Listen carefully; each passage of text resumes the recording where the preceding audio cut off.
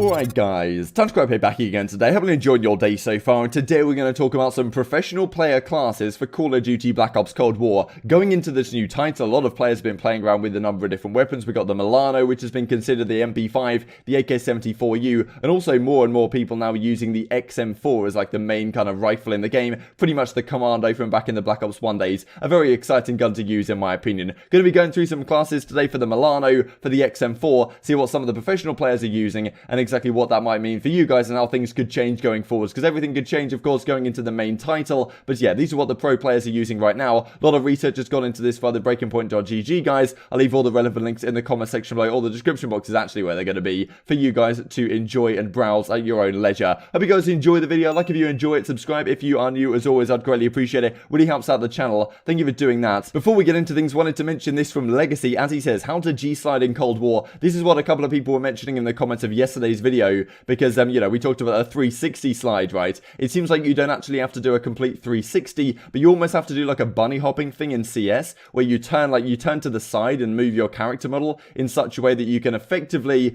do this, do this long slide that Shotzi was doing yesterday in terms of the 360, but you don't actually have to do a 360, right? Because people were saying, you know, it looks too impractical. There's no way anyone's actually going to be using this 360 slide because maybe an enemy appears or whatever. And as you can see right here, this guy gets his momentum up and uses it to slide all the way across the map at somewhat a quicker speed than you would be able to if you were just walking. So, you know, how practical is this? Who really knows? But, well, he certainly fries this guy at the end. So, very possible this is the way to go going forwards. We also get this from JP Krez. I thought it was interesting to discuss the AR movement strafe speeds, especially when we look at some of these attachments in the coming minutes here. So, AR ADS movement speeds. You guys might know back in Black Ops 2 it was 88%. I used to watch, like, all the Drifter videos, all the Xbox Ahoy videos talking about all the attachments and stuff. God, those videos are so nostalgic. But anyway, with the stock attachment back in Black Ops 2, you moved so quick. I'm sure you guys remember 88% of your base movement speed was stock attached. Black Ops 3 was 68%, so they kind of lowered it down a little bit. Very similar percentage in Black Ops 4 when you put the stock attachment on your weapon. When you put the Commando assembly on in Cold War Beta, it's actually only 53%. And I'm pretty sure the base speed without any stock, when you're like strafing and you're holding left trigger, in Black Ops 2 at least was like 30% or something like that. So really 53% isn't too much of an improvement on that.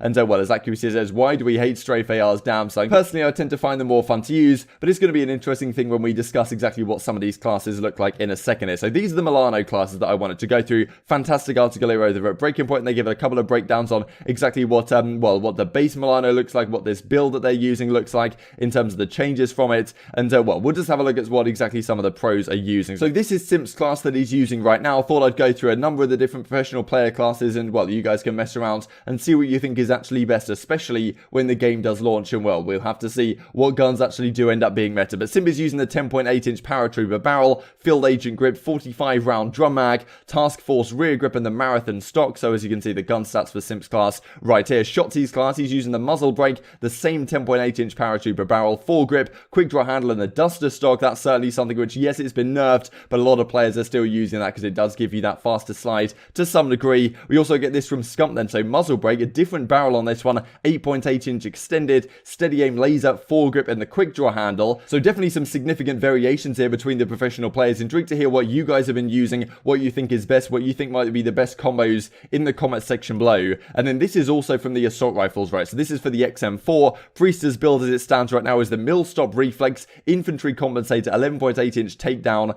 Field Agent grip, and the quick draw handle. So a lot of guys using very different weapons, and as EasyMac explains in the article here, both the horizontal and vertical recoils are decreased significantly, but the damage range is increased by 150%, but it is at the cost of movement. Sprinting movement speed and shooting movement speed are also decreased. So very interesting to see how this translates into the main game, because we've seen in Modern Warfare that what players tended to do towards the end of the cycle, with the exception really of just Azir Cave, everyone would pretty much use the Iron Sight M4. They would use no stock so they could be as rapid as possible, and yes, they could still beam people at range, but they tried to make their M4s as agile as possible, right? So Priester isn't necessarily going for that, but again, in Modern Warfare, it might play a completely different game. We don't necessarily have the slide cancelled to the same degree in Black Ops Cold War, and things could significantly change, right? So it's going to be very intriguing to see how these classes stack up, but for my take, throughout Call of Duty history, the ARs that have tended to be dominant are the ones that can be agile, right? You think about all the games really with what people tended to use. Let's say in World War II, they tended to try and use the infantry, like what was it called? Division, that's right,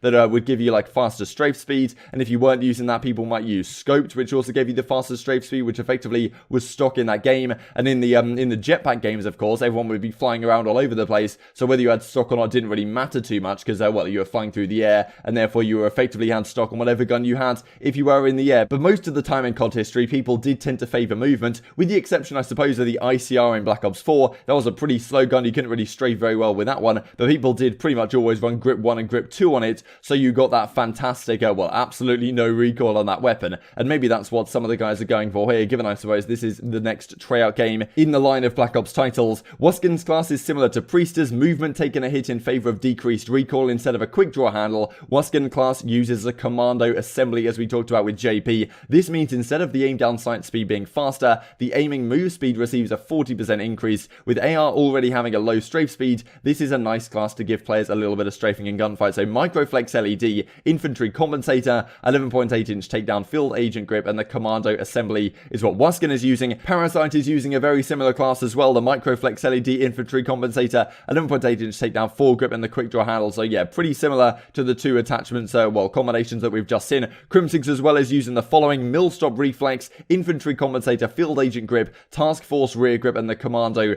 Assembly. So yeah, strafe and ADS speed is faster, but the shooting speed and sprint out speed are both slower. So certainly some back and forth on these weapons, and that's the thing, where you can put so many attachments on these guns. It seems to me that it's certainly going to take some time for the pros to figure out what's best, but once they do, I'm not sure how much variation there's going to be, as we saw in Modern Warfare, right? At the start, there's so many attachments, who knows what to use. By a few months into the game, people have it pretty well locked down what are the best attachments in the game. But, you know, there's always guys like Parasite that we just looked at, like Clayster, for example, that tries to switch things up and tries new things and, well, sees what could potentially work in a competitive setting. Methods as well are very, a very prominent assault rifle on the Toronto Ultra. He's using the Quick Dot LED, the Muzzle Brake 5.56, 13.7-inch extended foregrip, and the quick draw handle. So a bit of a different one. I think it's more of a low-level class, as it says. It's the only class with only positive changes, seeing the recoil decreased, ADS increased, and muzzle velocity also increased. So pretty nice class from Zinni. Before we finish the video, I thought I'd mention this from Parasite as well. If you guys are playing on PC, thought it was a good, good time to mention it. As Dashy says, we need the best PC settings, bro. You got us. Depends on what your rig and CPU, GPU you're running. I have almost all the best stuff. And well, this is what Parasite says is a good idea to use. So I'll just leave this on screen for a couple of seconds here. If you guys aren't sure what to use on your PC setup or whatever, and some of the settings to use, this is what Parasite uses. And well, he tends to know what he's talking about. He has the texture quality on high, which is pretty interesting. Like when I play Counter-Strike and stuff, all that stuff's on low to maximize FPS. But I suppose if you've got all the best stuff